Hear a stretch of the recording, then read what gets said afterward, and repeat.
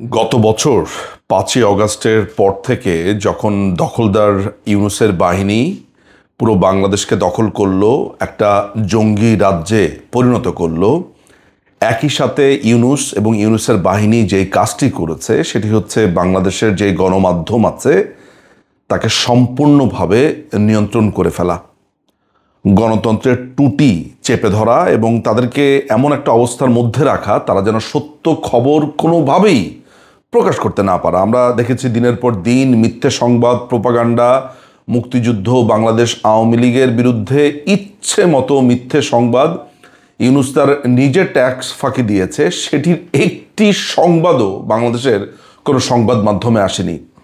আমেরিকাকে এই পুরো দেশের কাছে লিখে দিয়েছে, এই নন ডিসক্লোজার এগ্রিমেন্ট করেছে, বাংলাদেশের মিডিয়াতে আসেনি। শিক্ষকদেরকে অপমান করছে, হত্যা করছে, খুন করছে, নদীর জলে মানুষের লাশ ভেসে উঠছে, কিন্তু আমরা কোনো সংবাদ দেখিনি।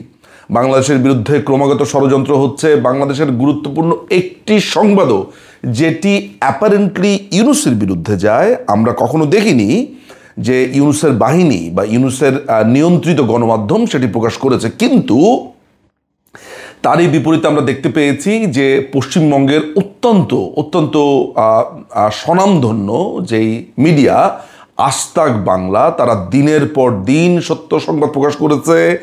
বাংলাদেশে ঘটে যাওয়া যেসব সংবাদ এবং তাদের কাছে থাকা নানান ধরনের গুরুত্বপূর্ণ তথ্য, গোপন তথ্য, এসবের ভিত্তিতে সাধারণ মানুষকে ক্রমাগতভাবে জানিয়ে গেছে যে কি হচ্ছে বাংলাদেশে, কি হতে যাচ্ছে। এই যে আমেরিকান আর্মিগুলো বাংলাদেশে এসেছে, এই যে গোপন চুক্তি হয়েছে, এই যে আইএসআইয়ের এজেন্টরা বাংলাদেশে আসছে, এই যে সেনাবাহিনী নানান ধরনের কুকর্মে জড়িয়ে যাচ্ছে, এই যে ইউনূসের ট্যাক্স ফাঁকি, চুরি, অত্যাচার, লুণ্ঠন, এই প্রত্যেকটা জিনিস আজ-তাক বাংলা দিনের পর দিন তাদের সাংবাদিকরা তুলে ধরেছে। এগুলো নিয়ে তারা বিজ্ঞজনদের সাথে কথা বলেছে, প্রতিবেদন করেছে। আমরা শুনতে পেয়েছি যে এই আজ-তাক বাংলাকে বাংলাদেশ থেকে ব্যান করে দেওয়ার এক ধরনের সিদ্ধান্ত হয়েছে এবং বাংলাদেশের গণমাধ্যমের টুটি চেপে ধরেছে, তাদেরকে মব হামলা করে, সন্ত্রাস করে এখন অন্য একটি দেশের গণমাধ্যমকে তারা টুটি চেপে ধরছে বাংলাদেশে, সেটি ব্যান করবার মধ্য দিয়ে। এবং যারা সাধারণ দর্শক আছে তারা যাতে আর কখনো কোনো সত্য সংবাদ না পায়, সত্য ঘটনা না জানে, এটাই হচ্ছে একমাত্র উদ্দেশ্য। আমি ইউনূসের এই ভয়ঙ্কর এই গণমাধ্যমের টুটি চেপে ধরবার এই পুরো ঘটনার নিন্দা জানাই, প্রতিবাদ জানাই এবং আমি মনে করি যে সাধারণ দর্শক যাদেরকে বঞ্চিত করা হচ্ছে তারা যেন এই প্রতিবাদে মুখর হয় এবং আজ-তাক বাংলাকে এই বাংলাদেশে না দেখতে দেওয়া, ব্যান করবার এই পুরো পরিকল্পনা, এটার বিরুদ্ধে যাতে সাধারণ মানুষ কথা বলে। আমি আজ-তাক বাংলার একজন নিয়মিত দর্শক এবং মাঝে মাঝে আমি আজ-তাক বাংলায় বিভিন্ন বিষয়ে কথা বলে থাকি।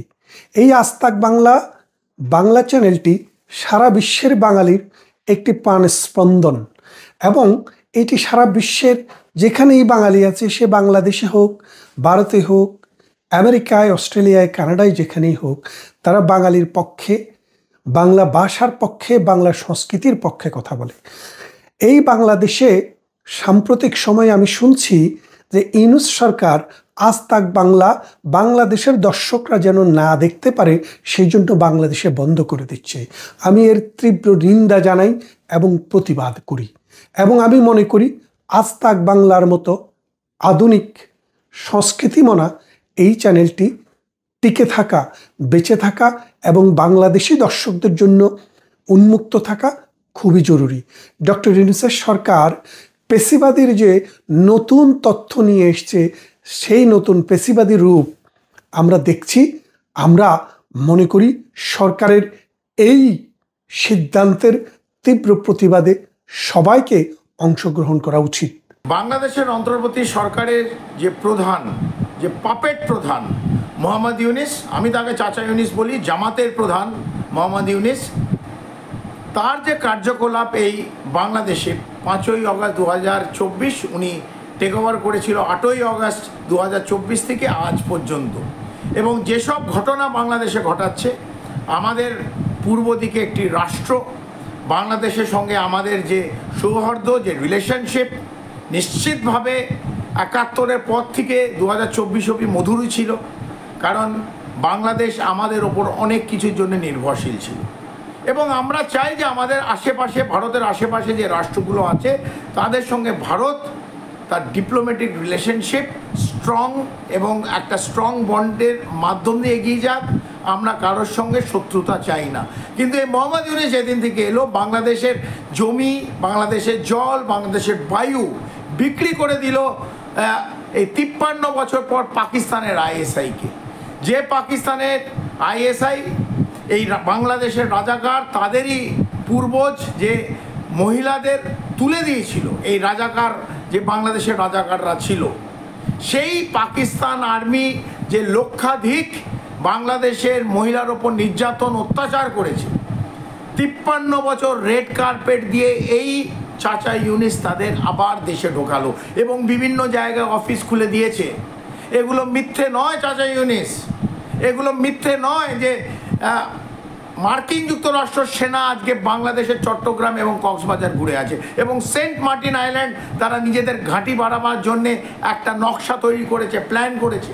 তারা নকশা তৈরি করেছে চট্টগ্রাম থেকে আরাকান প্রভিন্স একটা হিউম্যানিটেরিয়ান করিডোর তৈরি করবে, যাতে দেখাবে পুরো বিশ্বকে যে রোহিঙ্গাদের ওপর কত দরদ, তাদের এড দেওয়ার জন্যে। আসলে ওই রাস্তাটা তৈরি করা হচ্ছে অস্ত্র পাঠাবার জন্যে, এই জঙ্গিদের, রেবেল জঙ্গি যারা ভারতের আশেপাশে থাকবে, মণিপুর মিজোরামকে আরও অস্থিরতা, ভারতকে ভাঙতে চান আপনি, ভারতকে অস্থিরতা করতে চান। এবং যেসব জিনিস আজ তাক বাংলায় দেখানো হয়েছে এতদিন, এই বিগত 1 বছর কোনো অতিরঞ্জিত দেখানো হয়নি। এবং আমরা যে সব খবর পাই, বাংলাদেশে বহু লোক আজকেও ভারতবর্ষকে ভালোবাসে এবং আপনার কার্যকলাপ মিনিট টু মিনিট আমরা এই খবরটা পাই।